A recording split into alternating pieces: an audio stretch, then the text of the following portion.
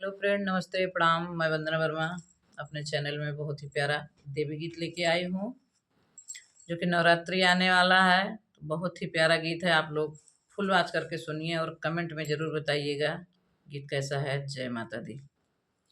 हमें भावय हो मैया तोहार नगरी, हमें भावय हो मैया तोहार नगरी।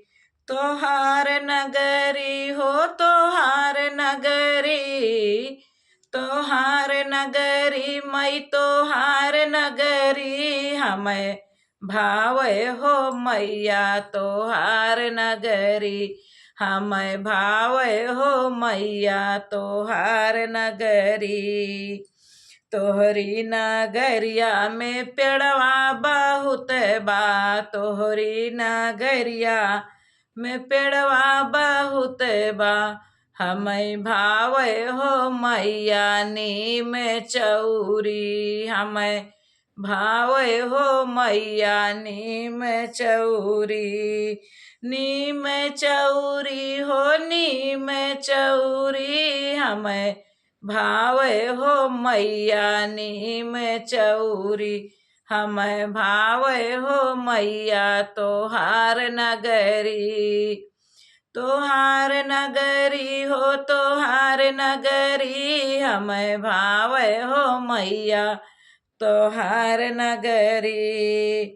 तोहरी नगर मैया पनिया बहुत बा, तोहरी नगरी मैया पनिया बहुत बा।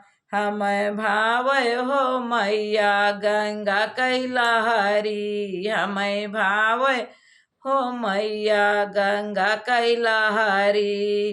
गंगा कैलाहरी हो गंगा कैलाहरी हो गंगा कैलाहरी।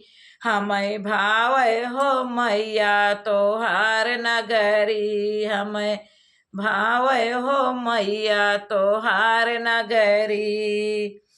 तोहरी नगर मैया कपड़ा बहुत बा, तोहरी नगर मैया कपड़ा बहुत बा। हमें भावय हो मैया तोहार चुनरी, हमें भावय हो मैया तोहार चुनरी।